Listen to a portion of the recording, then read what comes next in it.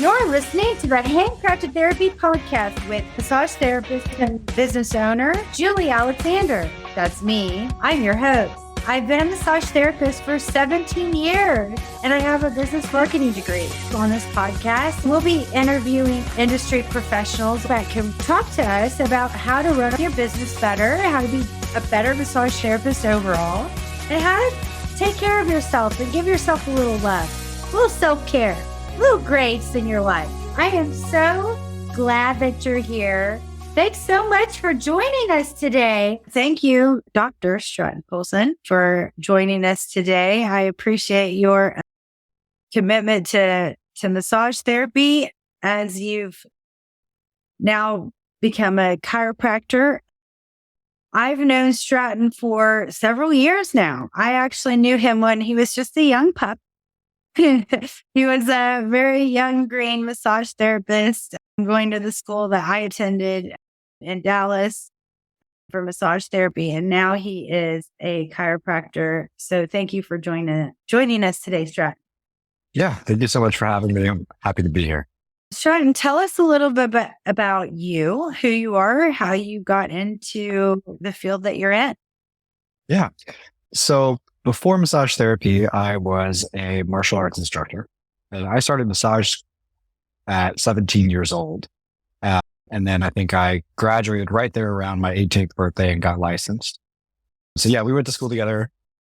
I used to work at Hands-On Approach, and that's where I went to school. So how I got into it, I'd always, as a martial arts instructor, I had always kind of like rubbed people's shoulders when they were hurting or when they were sore or someone would get injured. I would kind of try and like rub the area and help them feel better.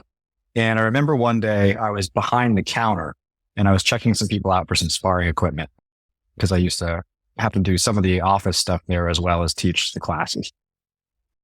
And I was making a joke and I was like, oh yeah, maybe I'll be a massage therapist. That sounds like a really easy job. I'll sit on the beach, drink Mai Tais, massage people in Hawaii. Like, that'll be great. I remember hearing a voice from behind me over my shoulder. It's like, it's so easy, huh? And it ended up being Russell Rust, who is the owner of Hands-On Approach School of Massage, which is where I went to school. And so I didn't know at the time that he owned a massage school. But so he overheard this and kind of was giving me what for about it. I said, well, if it's so easy, I got a class starting on Monday. Why don't you show up?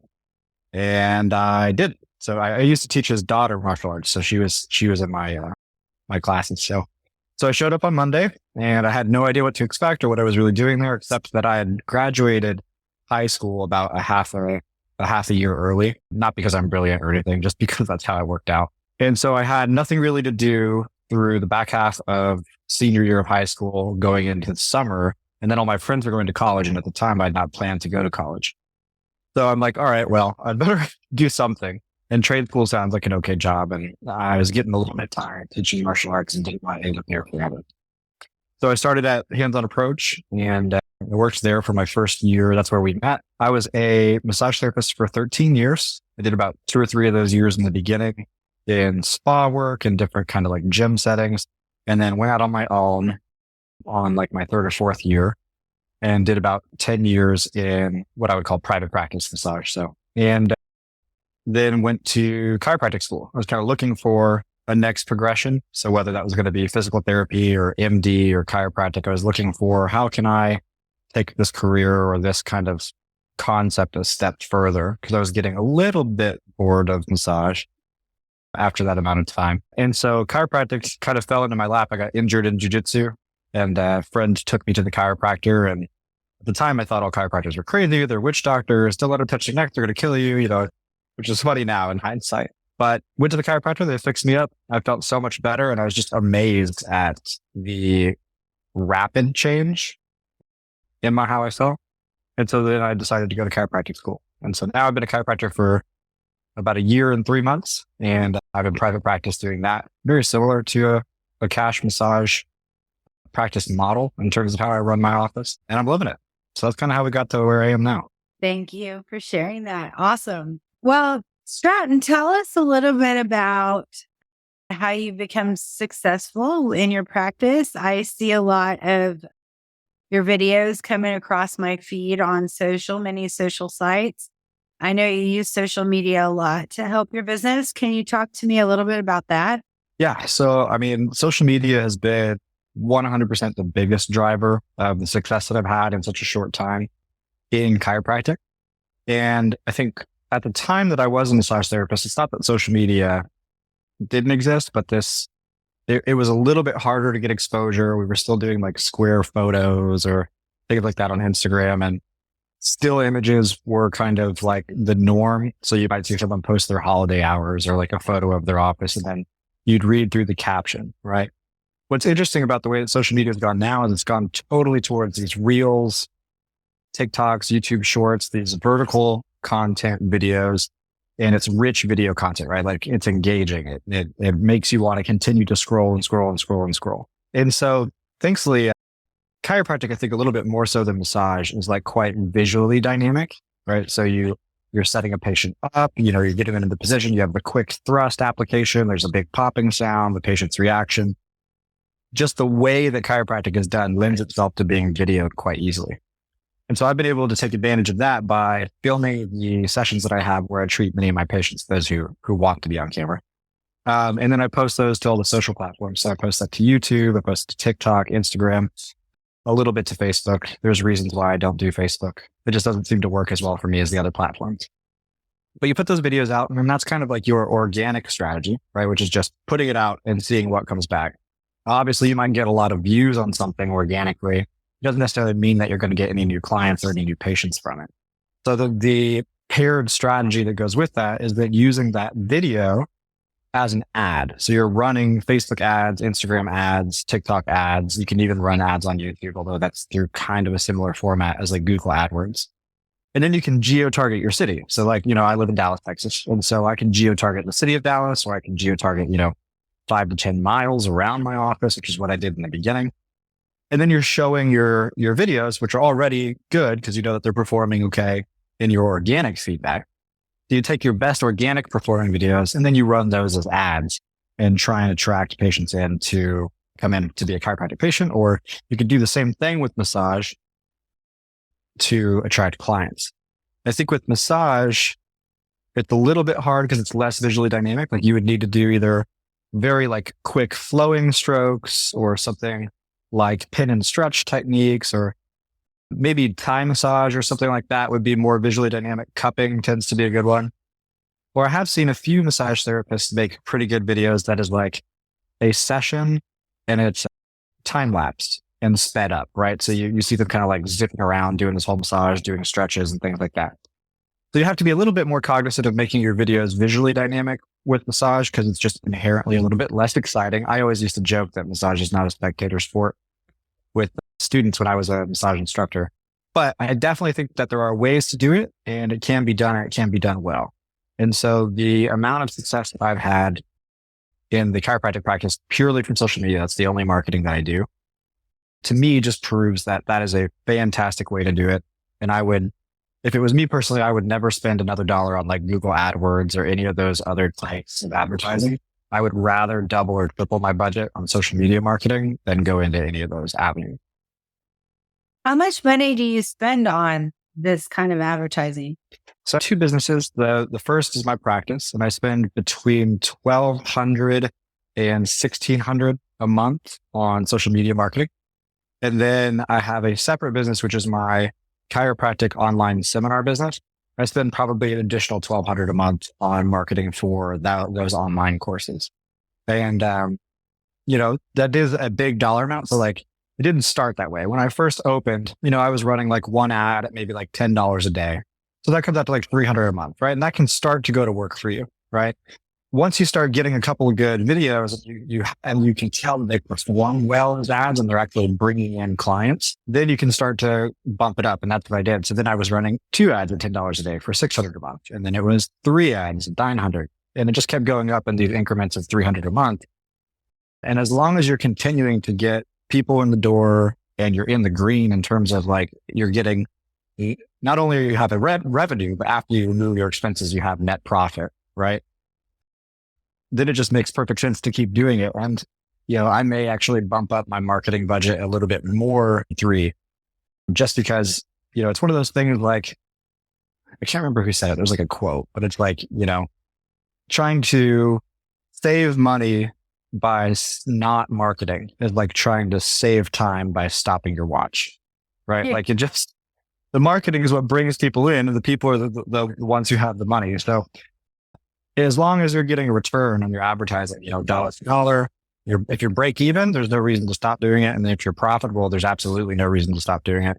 You just keep ratcheting up that dial until all of a sudden you realize, okay, now we're overspending to our returns that we're getting. And then we dial that back down to kind of optimum.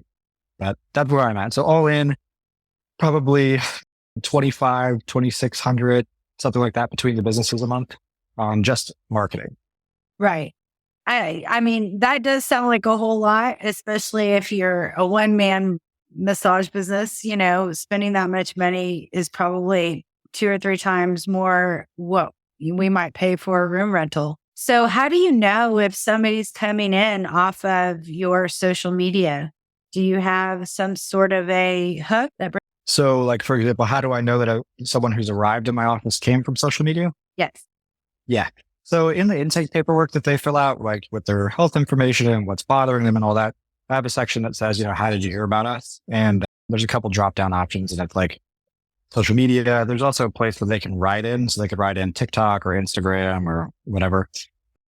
Or they may say like, oh, my friend referred me, or my brother or sister referred me.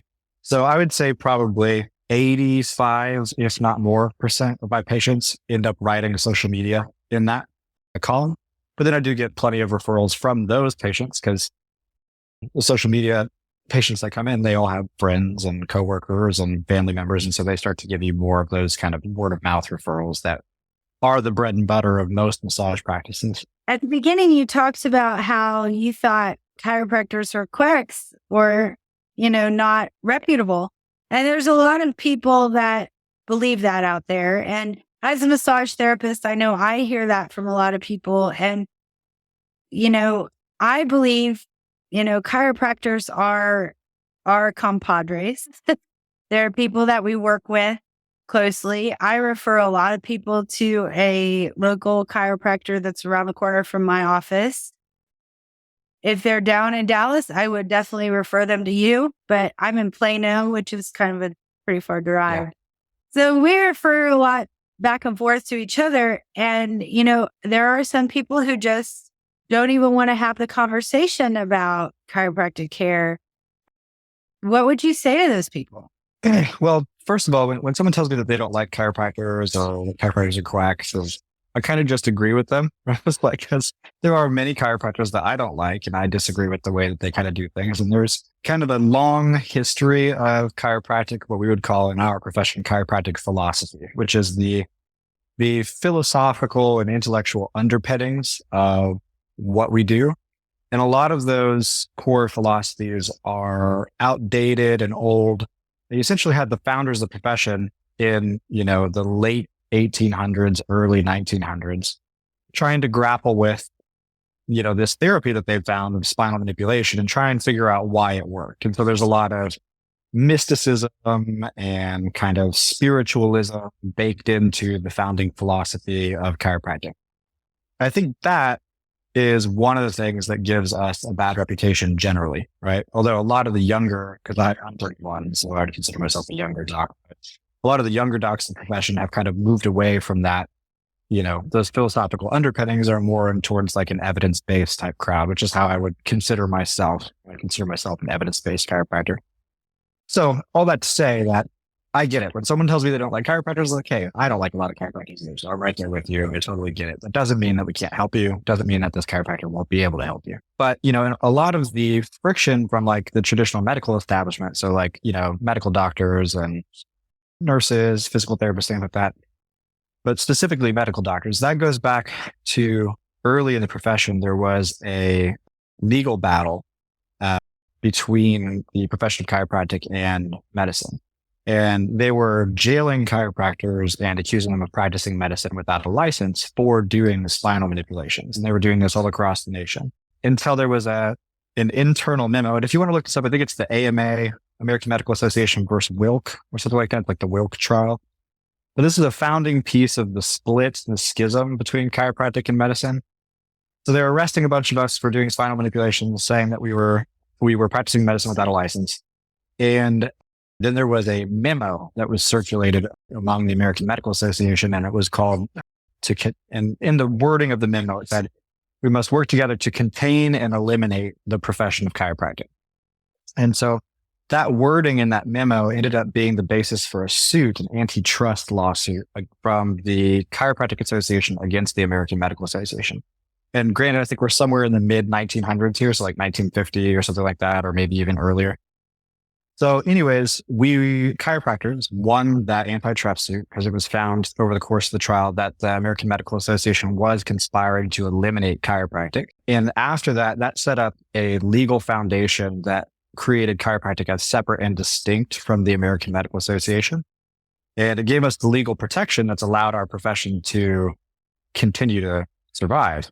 But it also drove just an incredibly deep schism between the two professions. And because of that, the philosophical underpinnings of chiropractic that are somewhat outdated, that many chiropractors still believe, combined with the historic kind of battle, has caused this huge schism between chiropractic and medicine, which is unfortunate because there are a lot of people that would benefit from massage, from chiropractic, from physical therapy instead of drugs and surgery and other types of interventions when they're not necessary, right? So always start with conservative care first, and then escalate up the care ladder as things, either don't work or aren't working all the way. So sorry if I rambled a little bit there, but that's your chiropractic history lesson for you. No, I didn't know that. So I'm very thankful that you shared that with me, because as a massage therapist, it's important for me to have this knowledge too, because I'm out there advocating for your industry as well as mine, and they are intertwined. And people do ask me, if he cracks my neck, is he going to kill me like in, this movie I saw? Absolutely not, but Right. there's that fear there. And I think, there is a lot of movies around people just go behind you and you're dead. And is that realistic? Is that even a thing that you can do? I don't think so. No, it would be incredibly, so as someone who cracks necks professionally now every day, I don't know if I could crack someone's neck in a way that would kill them, even if I tried, right? Like it's a bit, your body is very robust. And people kind of think of their spine, they think of like a skeleton. They don't think like of the muscles on there. They don't think of all the deep and like very, very strong ligaments that hold each of those areas together. They don't think about the shapes of the joint surfaces that lock different segmental pieces of the spine into place, and the discs and how tough and thick. I mean, your intervertebral discs, they always get described as jelly donuts, which I hate because they're not like a jelly donut at all. They are like a truck tire that has been filled with like chewed bubble gum, right? Like they're this thick, tough, viscous, sticky, like material. So your spine is just incredibly strong. And your chiropractor would have to be just beyond grossly negligent in order to seriously hurt you in any type of way. Now, there are common kind of complications. So one of them is, especially in osteoporotic women, the chances of fracturing a rib during an adjustment are much higher. It is possible to fracture a rib when you're adjusting someone. I've unfortunately had 2 rib fractures in my career so far from adjusting people. And there are techniques that you can use and ways that you can, try to minimize that. Now I know, the patients who are at more risk, and we use more low force and more, what I would consider safer techniques for them. There are things like that. The most common complaint is a little bit of muscle soreness the next day because we went in there and moved that joint. Stuff like that is normal, but the very serious adverse reactions are incredibly rare. I mean, we're talking about to have a stroke or something from getting adjusted. You're more likely to go outside and get struck by lightning on the way home today than you are to have a stroke getting adjusted by a chiropractor. And the research, backs that up in terms of incident rates. So there is a perception that chiropractic is inherently dangerous or scary. But I think if it really was that dangerous, you'd be hearing about chiropractors killing people in the news all the time. Because I adjust anywhere between 25 to 35 people a day, right? 400 patients probably a month, if not more. So that would be a lot of dead people if chiropractic wasn't so huge. That's a lot of adjustments every week. Yes. Wow. You talked a little bit about JNAP. Tell me a little bit about that. I mean, It sounds really interesting from a massage therapy business point of view. I had never heard of it before. I use Vagaro. In the past, I've used Mind Body, which is really expensive for a small business. There's Schedulicity. I've used that before, but this is one I haven't heard of. And I'm very interested for our listeners to hear what you told me about it. Yeah. So Jane App is great. It's similar to like a Mind Body or something like that. They are a Canadian company. And I think they originally started with like physician's assistants and like nursing and then moved into chiropractic physical therapy. But as a massage therapist, so first of all, my practice could not run without Jane. Like Jane App is the only reason that I'm able to run my practice the way that I do.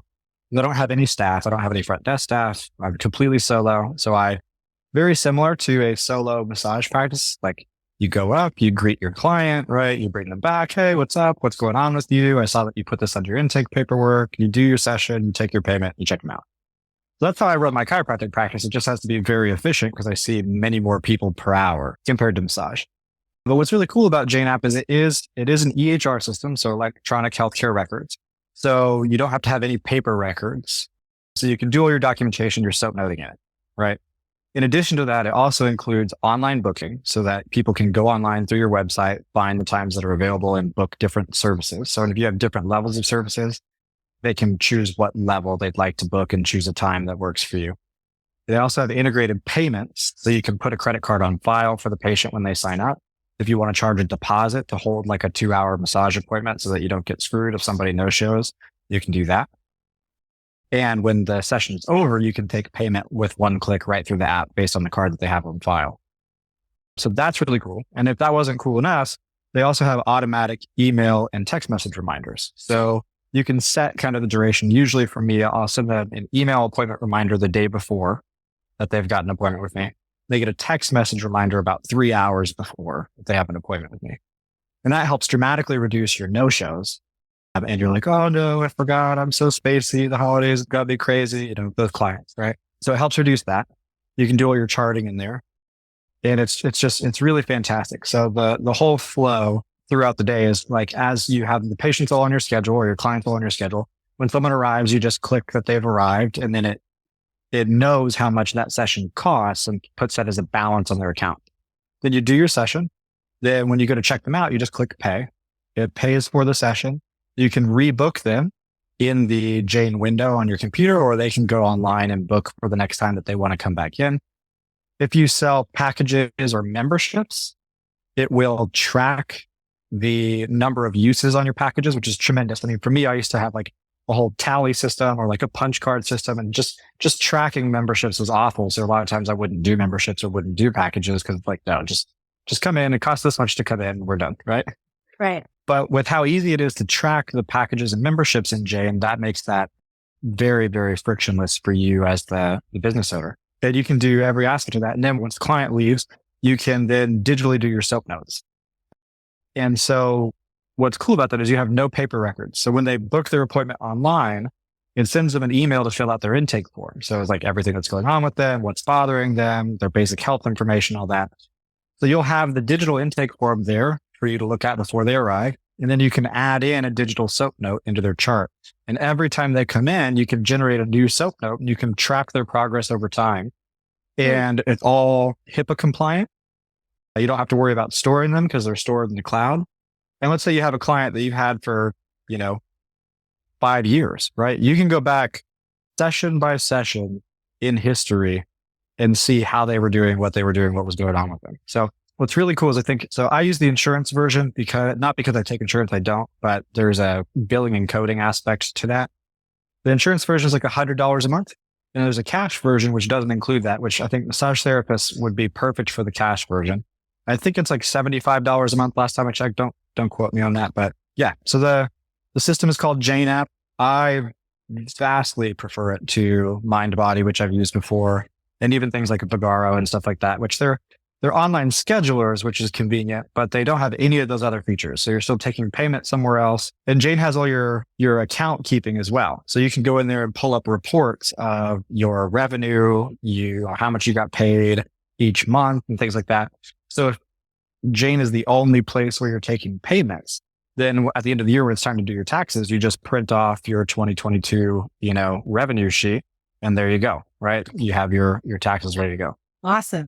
Thanks for sharing that. I mean, I want to let our listeners know that we're not getting paid by any of these companies' submissions. Oh yeah, we should be, right? Right. We should be. There's no referral bonuses that neither Stratton, I'm assuming, or I am getting. We're just out of the kindness of our hearts sharing this information that has worked for us. Right. So I want to make that clear. Nothing against MindBody, Vigaro, Schedulicity. They all work very well as well. But I wanted to share this app that I had never heard of. And maybe you had never heard of it. So there you go. Stratton, I want to ask you about being a male in your industry. I think as a massage therapist, it's a lot more difficult. I think as a chiropractor, it's probably a little easier for you as a male. I don't want to put words in your mouth, but from the male massage therapist listener out there, what advice can you give to help be successful? Yeah, I think, chiropractic has been historically predominantly male. And so now it's just like, it's status quo, right? It's like you go see doctor. It's like, there's Dr. Poulson. Yep. He's a guy. That's what I was expecting. And off we go. So it's really not an issue at all in chiropractic. Although chiropractic is becoming much more female. When I was in school, about 50% of my class were female chiropractors. So there's a big push to get women into chiropractic, but it has been historically like an old boys club. I'm happy to hear that. I really am happy to hear that because I do believe that there's a need for female chiropractors in the business. And on the flip side of that, I do believe there's a need for male massage therapists in our business as well, where massage therapy is a female dominated industry and chiropractic is a male dominated industry. I think there's enough business for everybody. And I do believe that it is something that's needed, but I don't know that people understand why we need male massage therapy, I guess. Yeah. I think being a male massage therapist is difficult, especially in the beginning of your career, and especially when you don't have that much experience or confidence in yourself. And so you're kind of a fledgling therapist. You're trying to get your feet underneath you, and you're more than likely working in a spa environment because most of us end up taking our first few jobs in a spa environment.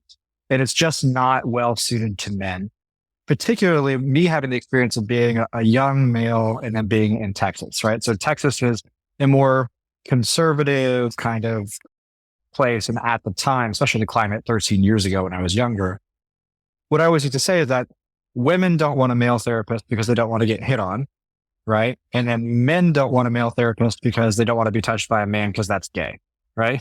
And that was very much the mindset 13 years ago. It didn't matter if you were gay or straight, right? The men didn't want to be touched by a guy because they were homophobic or just, they didn't want that. And then the women were more comfortable with another woman because there's no chance of, well, not that there's no chance, but they're less likely to be hit on or sexually assaulted, things like that. And so those two, I think, fundamental driving forces are what makes the initial journey into massage difficult for men, is because you're then having to overcome that initial impulse on behalf of the client. What I will say is that that's definitely more pronounced in spas and at like lower level spas. So we don't have to name any spas specifically, but there's like entry level tier, and there's like another like more mid tier. And then you get up into these like fancy hotels, fancy gym spas. Those are like the high tier. And you have other settings like the gym. So typically in your entry level positions, being a male therapist is going to be harder. The female therapists tend to be fully booked up while you're, trying to scrape together 4 massages to make your day worth it, right? As you get more experience, you also develop more clientele, and that gets a little bit easier. But as you move up into the higher tier establishments, it becomes less of an issue as well. So when I worked for a while at Equinox, which kind of has 2 benefits because it is a spa and it's a higher end spa. So that made things a little bit easier, but it's also in a gym, like a very fancy, like luxury gym. And so that's where most male therapists, I think, you likely want to be aiming your career towards gym or athletics in some capacity, because it will make your life easier. Because when you're dealing with injuries or you're dealing with people who are, athletic or in the gym, your gender is much less important, and it can actually work for you because most sports coaches are men, most physical therapists are men, most chiropractors are men, most doctors are men, right?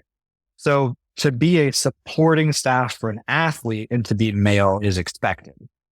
And so if you want to kind of fast track that, and that's what it did for me, is it kind of fast tracked me getting over to where it was less of a problem. Working either with CrossFitters or working with people who are athletic or something like that in that capacity as a male, I think is a good idea. Now, you don't have to. If you are a man and you absolutely love like Swedish relaxation massages, you're going to build a great career. It is just going to take some time. And especially if you live in a conservative area, you have to realize that you may have some pushback from clients over your gender. You just got to let it roll off your shoulder, right? Like it's fine. Some people, want a male therapist, some people want a female therapist. Everyone has their preferences, and you can't do anything to change that. But you can do some of those things to set yourself up. So working in a higher end setting where people are generally more understanding, less judgmental can help. And then we're getting yourself into a sports, and it doesn't have to be sports specifically, but active lifestyle, gym lifestyle adjacent. So this could be Brazilian Jiu-Jitsu, CrossFit, it could be rock climbing, anything like that, anything where we've got an active population. Because when people actually have problems, they just want the best therapist, right? If I want to have a nice relaxing massage, maybe I don't want a man to give it to me. But if I want, someone to fix my neck, which has been killing me for 3 weeks, right? I don't care. Give me whoever here is the best at fixing necks is generally where people come from. So. Yeah. I mean, on this podcast, we've talked a lot about making your client feel comfortable in every setting. And I think whether you're male or female, it doesn't matter. You want to make your client feel comfortable no matter what. And, I'm not going to say you can't change your gender because you can, but you might not want to go to that extreme to be a massage therapist, and that's okay. But I think as long as you can make your client feel completely comfortable, and as much as you can, if they have prejudices around a sex or a gender, that's not something you can really change about that. But you can make them as comfortable as you can. I know some male massage therapists will ensure that their clients know that they're married, that kind of sometimes allows, especially a female client, to be a little more comfortable. A lot of things like that. I think, the thing that you can't really control is like in the booking process. If someone calls in, who's available. Jason, like a stereotypical male name. Oh, I don't want a guy, right? Well, there's nothing you can really do about that because you're not going to be able to make someone comfortable on the initial phone call. Now, maybe if you're working for yourself, then yeah, like the way that you answer the phone, like, hello, you've reached, Stratton Poulson at da-da-da massage. How can I help you today? Having a relaxed tone, approachable, easygoing, then you could start to kind of to work with people like that. But yeah, I think sometimes male therapists will get discouraged at having a low schedule. And then they'll almost begin to lean on the fact that they're a male in a female dominated industry as like a crutch for why they're not being successful. And I would encourage any of our male therapists that are listening not to let that be you. Because you can sit there, I don't know if I can curse on your podcast, but I'm about to. You can sit there in the back and you can bitch and moan and complain that you have an empty schedule while the women are all booked. Or you can do something to fix it. Right? You can go out there and try and actively seek out clients. You can try and get yourself into these more sports oriented activities and communities and build yourself a clientele that values you for who you are. And that also comes into like, don't commodify yourself, right? If you can imagine 10 therapists sitting in the back of a spa, someone comes in and says, I want a massage right now, right? Well, which therapist do you want? I don't care, right? It's a commodity. Like it doesn't matter which therapist comes out of the back, that patient. So, if someone comes out and they don't want a male, it's not going to be hard for them to be like, oh yeah, well, give me a female instead. So you want to put yourself into a position where you're not competing with literally anyone who's capable of giving a massage. And so that can come into like certifications, specialities, if you are more sports oriented or you've taken more like trigger point, do tissue myofascial classes, you do like orthopedic massage, things like that, that starts to set you apart to where you're not just this, oh, I'll take a massage from anyone at 2 p.m., right? To where I'm specifically looking for Jason sitting in the back because Jason is the best deep tissue therapist I know of here. And so that's what you got to do. So you got to start really doing excellent work, making your clients comfortable and letting the reputation that you develop through your work for you. Instead of, I see it too much sitting in the backs and spas with all the men just commiserating. And it's like, go and do something to fix that for yourself. I love that. That's awesome. Get off your ass and do some work. I mean, find yourself your niche, your speciality that makes you different than massage therapist A and B, whether they're male or female, doesn't matter. Like you said, I want Jason because he's going to fix my neck, And there's so many settings too. I mean, law enforcement is like primarily male, so you could do something like that.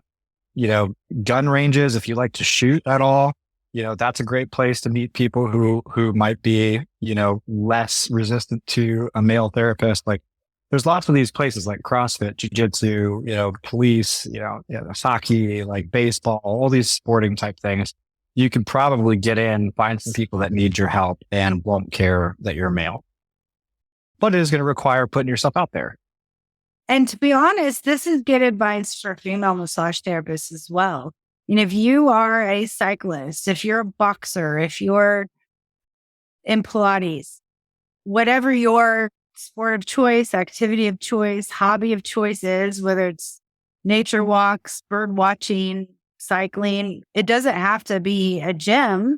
I mean, fortunately, Strat was you were already in Brazilian Jiu-Jitsu, so you already had connections there. If you already have connections somewhere, use them to your advantage, Absolutely. Okay, so my husband, here's a side note. My husband plays darts, and there's the people that sit and do this all day long. I'm throwing a dart right now is what I'm pretending to do. That motion is a repetitive motion and it may not be considered a sport or an athlete kind of situation, but that particular movement causes issues. And I have some people on the dart team that come to see me because they have problems with that arm and throwing darts. So, do what you can do to utilize the groups that you're involved with, right? It could be bird watching, it could be dart throwing, it could be Brazilian Jiu-Jitsu, anything at all. And you don't have to necessarily be male to utilize those skills to build your business or to build your massage therapy practice or to bring people in the door to see you. And the key there is just when you go do those activities that we're going to do anyway, make sure that you open your mouth, right? Like make sure that you're talking to other people. And one of the easiest ways to do this, if you're afraid of talking to other people, are, well, how do I even bring up that I'm a massage therapist? Most people will reciprocate a question that you ask. So if you're meeting someone for the first time, you're talking, hey, what do you do for work? That's what you'll ask them. What do you do for work? And they'll explain what they do and ask some questions like, oh, that's interesting. So like, does that involve more of this industry or that? Or how do you like that? Da, da, da. What typically happens is that will reach a natural endpoint. And that person's usual inclination is to then in return ask you what you do for work. And now you get to go on your whole little massage spiel pitch, ask them, have they ever been to a massage therapist before? Oh yeah, I love this massage therapist that I go to, or oh, I actually haven't been, or oh, I'm looking for a new one because it moved to the area, right? But that's a natural progression to that conversation. So start by asking people questions about themselves. And then when they reciprocate and start asking questions about you, then you can bring up massage and it won't feel forced or salesy or weird. And especially keep the conversational. Don't launch into your 30-second elevator pitch that you've practiced that sounds awful and you sound like you're trying to sell massage, right? Just tell them that you're a massage therapist, tell them where you work and the types of work that you do and go from there. So the other thing that you can do is if you have your own brand is you can wear your own branded t-shirts, right? Well, I do that a lot. We're all wearing, let's just wear it right now. Yeah. I'll wear like an Apex Chiropractic t-shirt. And when I go out places, and it doesn't happen often, right? But occasionally people will ask me, hey, what is this, logo or what's going on with what's your shirt? And I'm like, oh, this is my business. And you get a chance to talk about it too. Yeah, I agree. Completely agree. Can you think of any other advice or anything you've learned over the years in your business practices that may help our listeners make it through every day? Yeah. Yeah. You I know? think one of the big ones for me when I had my massage practice was like strategic partnerships, which is like these referral relationships that we talked about. Because if you're not sure about content creation or making videos or being on videos, and I get it, like it's a big ask because you have to, if you're going to talk about a condition, you got to talk to camera, not sound stupid. Like, you got to make the scene look okay. You got to get the lighting right. Like there's a lot of work that goes into content marketing, whether you're filming treatments or, talking head video. But referrals are kind of the way that everyone's done it, bread and butter for forever. And so one of the things that I did that really set me up super well is when I moved to Dallas, because I used to live up closer to Denton. When I moved to Dallas and I had opened my massage practice, I spent some time searching for all of the yoga studios, all of the CrossFit gyms, all of the gyms in Dallas that I could even get Google to tell me existed. And then I slowly went through website by website by website, and I deleted any yoga studios or anything like that that already had a spa or massage therapy on site. So now I've narrowed it down to CrossFit gyms, yoga studios, and things that don't have on site. And then I got rid of any website where it wasn't particularly easy to find an email address, right? So now I have, 80 sites, right? And I took all those emails and I crafted just a general email. I was like, hey, my name is Stratton Poulson. I'm a massage therapist specializing in deep tissue and trigger point work. I work a lot with car accident clients and a lot with CrossFitters and amateur athletes. I would love the opportunity to speak with the owner, potentially give you a free massage so that you can attest to the experience, and then offer your membership a 20% discount on services here to be your massage therapist. And I sent that email out to like a ton of CrossFit gyms and a ton of these different places. And granted, you send that out and only a few are going to come back. But of the few that came back, I think I gave out like 4 or 5 free massages to owners of different establishments. Some of those ended up working out. Some of those didn't. But one relationship that it did land me was Tyler Nicholson, who was the owner of CrossFit 214 here in Dallas, just since closed. And I think Tyler moved to Colorado. But for probably 5 or 6 years, more than 50% of my client base were CrossFit 214 members. And it's a win-win because what I said to him said, look here, I'll massage you for free, maybe once a month or something, whenever you bust yourself up because you're the owner. And then you can sell as a benefit to your membership. So as a member of CrossFit 214, you get this 20% discount at, Stratton Poulson's massage place. I was calling it Apex Health and Fitness at the time. And so what's cool for the owners, because that then gives them an extra thing that helps make their membership worth it. So when they're talking to members, like, by the way, you get discounts at these massage places in exchange for being a member here at the gym, which you're going to do anyways. And then the members are stoked too, because there may be massage therapists that are closer to them. There may be massage therapists that their friends have heard of, but you offer 20% off, right? And just, figure out whatever your rate needs to be so that you're not going to have the lights go off because you're giving away massages for free. But that worked super well for me. And if I had never spent the time to do the research, sent those emails, given away some free massages to owners of businesses, that never would have happened for me. And that clientele got me through some difficult times where, because every once in a while it just happens, something gets into the air and all your clients just disappear, right? Like it happens, especially around the holidays. It gets rough like that, right? You mean like a pandemic? Yeah, or it's, some completely global virus. Yeah. So things are going to happen, but that clientele from CrossFit 214 consistently over the course of many years helped keep my business alive and helped me make the income that I needed to make. And so it was just that one decision that day to put in that work and to give away some free massages that paid off tremendously throughout the entire back half of my massage career. So my advice would be, look for ways that you can develop strategic partnerships like that, and just be very practical in your approach. Like, hey, I know that you own this place. You don't know me from, Sam down the street. Let me give you a free massage. If you like it and you think that, you want to work together in this way, then great. And if not, no harm, no foul. We can both go back on to not knowing each other like we did before. And I think when you do it that way, business owners are much more open to that because, I personally would not sell or recommend anything that I didn't personally like and experience. And so I do think you need to find those people and let them experience your session so they can personally speak to it and resonate with it. I completely agree. And, it sounds like a lot of work, and it is a lot of work.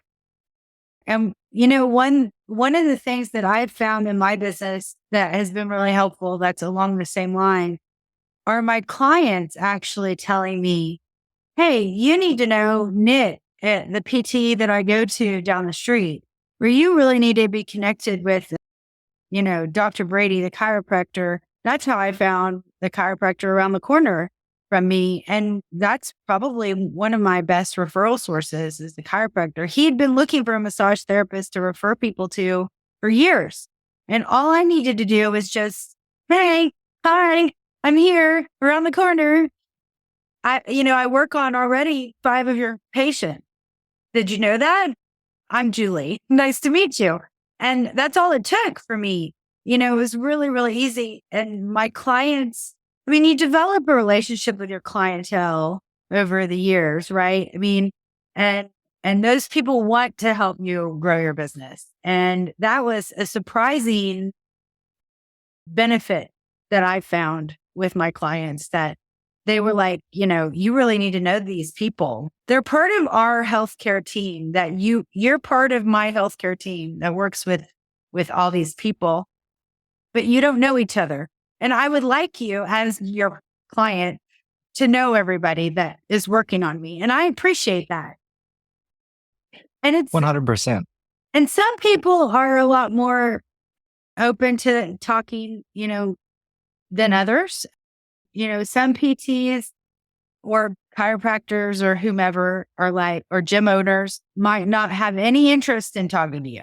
And like you said, that's okay. We can go on not knowing each other forever. But, sometimes those same people end up coming back to you later and going, yeah, I found out that all of these people need massage, and I was too hesitant to just blow you off.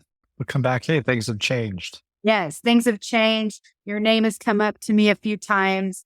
Other clients have said, oh yeah, Julie's awesome. You should go to her, or whatever the case may be. I think it's really good advice. I really like, we've talked about mentorship, apprenticeships, or mentors on the show, but collaborative efforts around other people that are simpatico in our industry, chiropractors, included.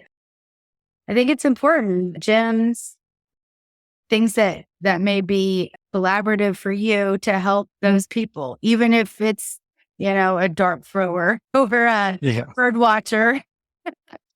I think the important thing too is when you're doing these outreaches or when you're trying to, is just to be very reciprocate well and be very genuine, right? So, you can have a client that tells you that they do yoga in a particular studio with a particular instructor.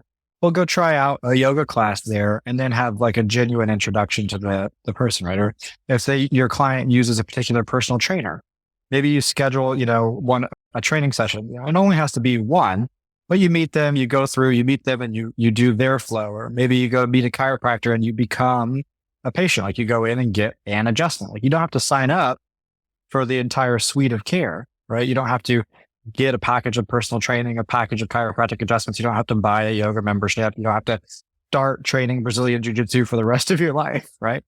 But when you're going to go in and approach these people, you should patron their business at least once, build a genuine connection, and introduce yourself and then explain what you do and how you think that y'all could work together. Because you want to avoid walking into someone's business, shaking their hand, telling them about how much you're going to help their people, right? Basically how they're going to help you make money is essentially what you're telling them.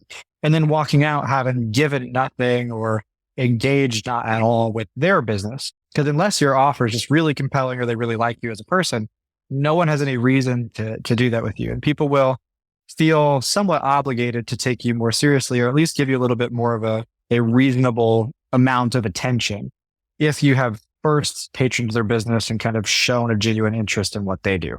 Then people are much more likely to reciprocate. Yeah, I totally agree. You don't want to go in there full force selfish Like, how can you help their business as well? I mean, I really like the offer that you gave the gems and said, your members can get 20% off. When I was building my business, I would have special cards made up, and on the back, it said, your first session is half price. And that was a teaser, and I would pass them out to all the businesses in my surrounding areas of my office and say, this is special to all of your clients can come in and for their first session, get that half price. And I purposefully did that because I wanted to make sure we were a good match as client massage therapist, right? Because if you come in to see me and I'm not for you, that's okay. You're not in for very much money. You're half price in, right? Right. And, we maybe wasted an hour of our time, but, was it a waste? Now we know that it's not a match, or it is a match. And now I have a client, because they're hooked. But yeah, I love this. I love the communication we've had so far. We've covered a lot today. I'm so thankful for all of your great tips and tricks and your knowledge and we got a history lesson in chiropractic medicine and where that derived the how do I want to say this? The clash between medicine and chiropractic and kind of where that came from. Yeah, exactly. And that's important for us to know to help overcome that, to be a part of the team that helps overcome that in our history, right? And I think that's important for massage to be on your team.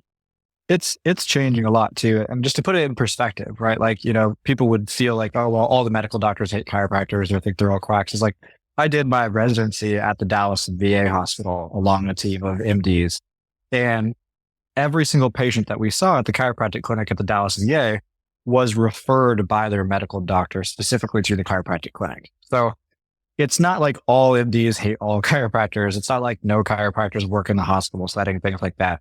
It is changing, but there is this kind of like long-standing historical infighting. And for a lot of MDs, they are being brought up through their education to be very hesitant towards chiropractors.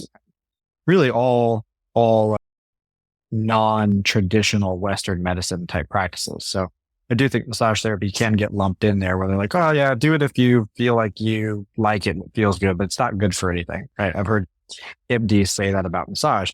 And we know, obviously, that that's not true, but that can be the attitude sometimes. So, but I think things are changing. I think generally a lot of the professions are becoming much more collaborative, much more accepting of other approaches. And, I don't think there's that like too many cooks in the kitchen type mentality that people used to have, where like, if my client or my patient goes to get a massage, I'm not then worried about what that massage therapist is doing and if they're going to mess my patient up, right? And if my patient goes to physical therapy, I'm not worried that the PT is going to mess them up, right? And I think we all need to have that mindset, right? Like your client going to the chiropractor isn't going to break them and mess them up. If they go to PT, we're all doing our best to help that person, and just play your role and do the best that you can every time that you have a session with a client, and you'll be good.